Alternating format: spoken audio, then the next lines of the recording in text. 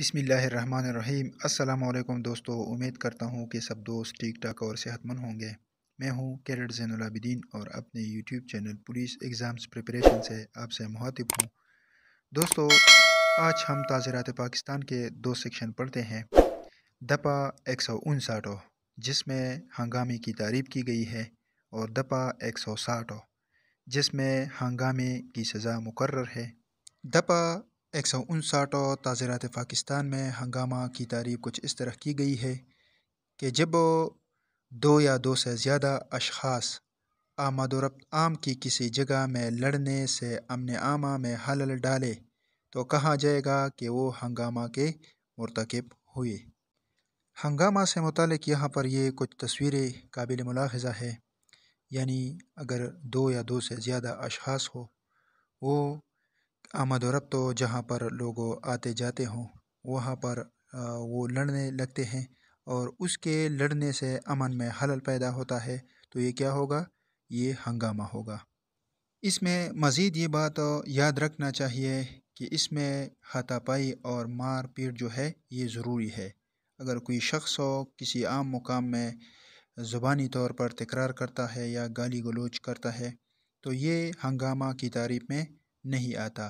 اگر دو آدمی کسی عام دو یا دو سے زیادہ آدمی ہو، اشخاص ہو، وہ کسی آمد و رفت کی کسی عام مقام میں ہاتھا پائی کرتا ہے، مار پیٹ کرتا ہے، جس سے امن عامہ میں خلل پیدا ہو رہے ہو، تو یہ کیا ہوگا؟ یہ ہنگامہ ہوگا۔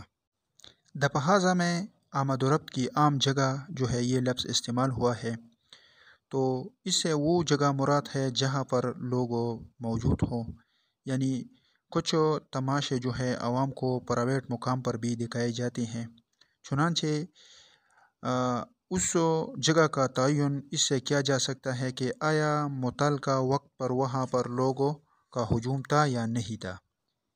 اس میں ریلوے اسٹیشن کا پلیٹ فارم، اومنی بس، عام لوگوں کے لیے پیشاب کرنے کے لیے جو جگہ مقرر ہوتی ہے وہی، اور ریلوے اسٹیشن کا گڈز یارڈ، یہ مقامات اس میں شامل ہے۔ جبکہ اگر کوئی چبوترا جو کہ پرائیویٹ ہو اور شارع عام سے ملحقہ ہو تو یہ اس میں شامل نہیں ہے۔ دپا 160 میں ہنگامے کی سزا مقرر ہے۔ اگر کوئی شخص ہنگامے کا مرتکب ہو تو اس کو 1 مہینے تک قید کی سزا دی جائے گی یا جرمانے کی سزا دی جائے گی، جس کی مقدار 100 روپے تک ہو سکتی ہے، یا دونوں سزائیں یکجا کر کے دی جائے گی۔ دپا کے آخر میں ضابطہ دیا گیا ہے کہ یہ جرم جو ہے یہ ناقابل دستاندازی پولیس ہے، اس میں پولیس گرفتاری نہیں کر سکتا بغیر وارنٹ کے۔ اس میں سمن جاری ہوگا ابتدائی طور پر، یہ قابل ضمانت جرم ہے، اور ناقابل ضمانت یعنی ناقابل راضی نامہ جرم ہے، یعنی اس میں راضی نامہ نہیں کیا جا سکتا۔ دوستو، یہ تھی آج ہماری ویڈیو جس میں ہم نے دپا 159 اور 160 پر بات کی، جس میں ہنگامے کی تعریف اور ہنگامے کی سزا مقرر ہے۔ انشاءاللہ اگلی ویڈیو میں آپ کے ساتھ پھر ملاقات ہوگی، تب تک کے لیے مجھے اجازت دیجیے۔ خدا حافظ۔